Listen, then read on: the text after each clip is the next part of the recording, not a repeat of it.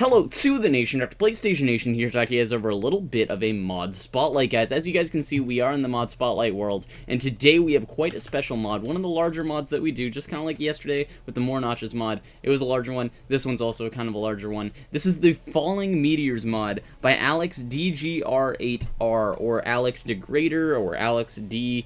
Greater. I don't know how you would like me to pronounce it, but it's his mod. We have done mods by him before.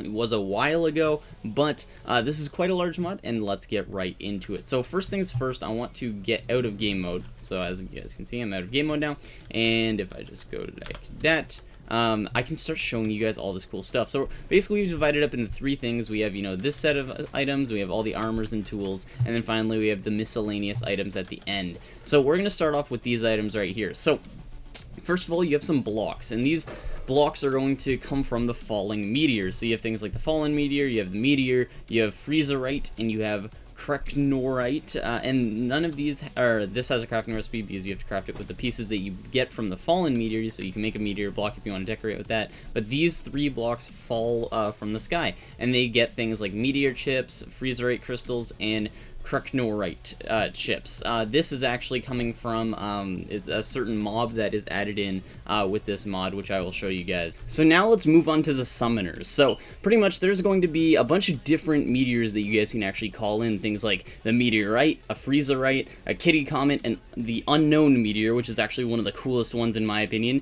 and the Kreknorite meteor. So there's a bunch of different ones you can make, and you can actually spawn them in, because as you guys can see, you know, we're not being baffled by like meteor showers every, you know, 2 minutes or something like that, so they can be in some cases difficult to find. So when you want certain things from them, or you want to, you know, just get them get meteors coming down, you guys can make these spawners, or summoners I should say. So here are the recipes for them. Pretty much for the default meteor summoner, this is going to be vital for all of the other summoners. You guys will need 5 redstone meteor gems and 4 meteor chips. This is kind of like the recipe for TNT, I guess, but instead of sand and gunpowder, you're using meteor parts. The next part is going to be the meteorite meteor summoner. Pretty much you're just going to throw the meteor summoner that I just showed you in the middle and throw a bunch of meteor chips around it. The freezerite is kind of the same thing, but with freezerite around it and the meteor summoner in the middle. Then you got the kitty cat summoner, which is the meteor summoner in the middle. You got a bunch of fish and 4 meteor chips on the corners.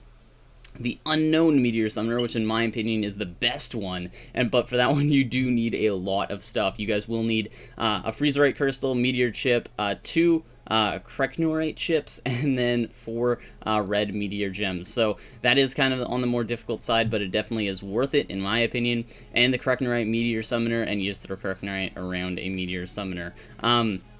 So those are kind of the summoners. I will show you them in a moment, but we're actually going to keep them in my inventory as of right now, because now we're going to move on to all the armors and stuff like that. So all these armors have specific enchantments that are given to them, and only they can have it. So 2 enchantments in specific, or not only they can have it, but they're by default given to them. And there's been 2 enchantments added to the game from this mod, and if you guys check right here, it is Cold Touch 1 and Magnetization 1. And Magnetization is actually one of the cooler enchantments, I guess you could say, added to the game. I really do like it, and I hope they add it to vanilla. So anyway, I'm going to throw this stuff in my inventory, and you guys will be able to see when I right-click, as you guys can say, it says right-click while in hand to add enchantment. If I right-click, it's going to throw it on and add the enchantment to it. For this, it's all Fire Protection 4. This is Kreknorite, and pretty much Kreknorite, when the meteor falls, it'll light all on fire, which is why you're given Fire Protection 4. The next one that we're going, or I guess I should take all this off. The next one that we're going to talk about is the meteorite. So this is just using meteorite chips. Again, all these crafting recipes are very similar to, you know, the ones in vanilla Minecraft, except for using Kreknorite. For this one, you're going to be using the meteorite chips, or meteor chips.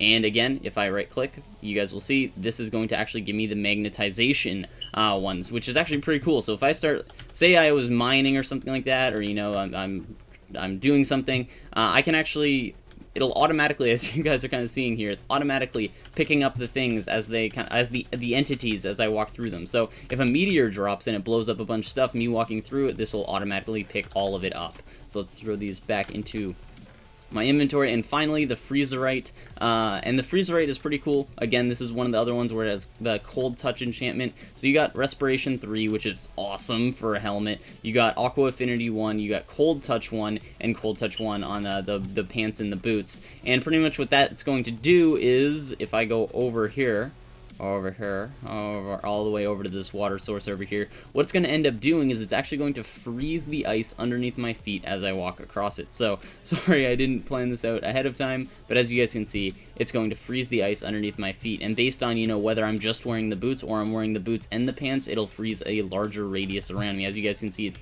actually freezing like when I'm not even standing on it. I just need to stand kind of like next to it, and it'll freeze over. And that's because I'm wearing both the pants and the boots. So that's kind of that part. I definitely do like that one. That's really cool for me, especially if you want to, like, if this was on a server, you can make a house that's in the middle of the ocean, and then you just be able to run back and forth whenever you want to. So again, we're gonna throw those back inside of here. And now we're actually I'm going to throw these in my hopper right here. Sorry, again, I'm not doing this yet.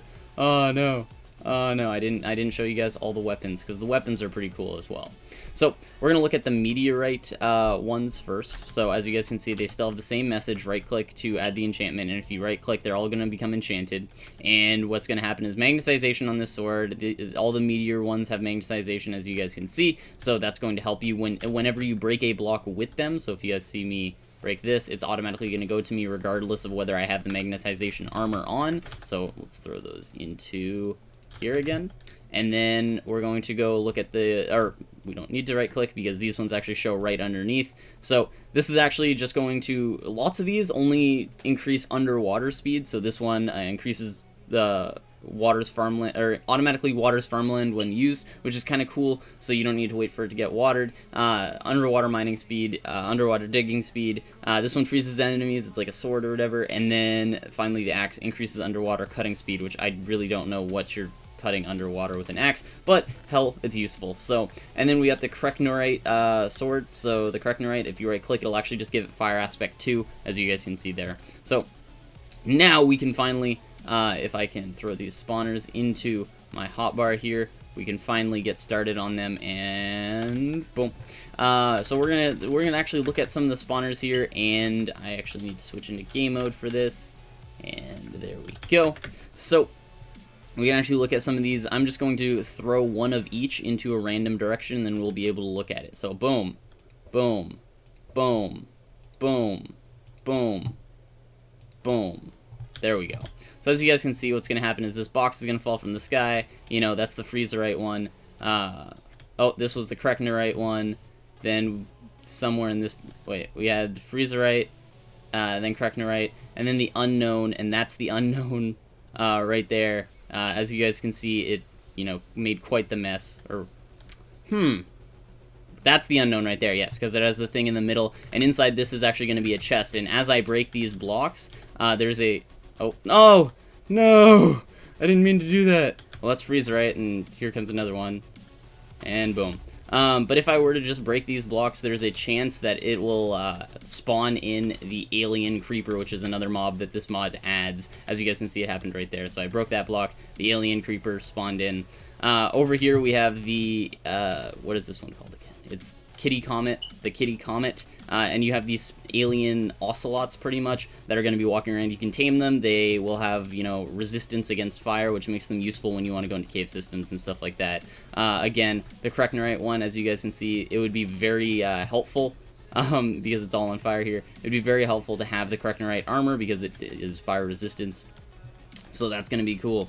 And then finally, you know, the Meteor Summoner. This is like the random one. It'll just spawn something in randomly. And then the Meteorite is one of the smaller ones. So let's see the random one it spawned in.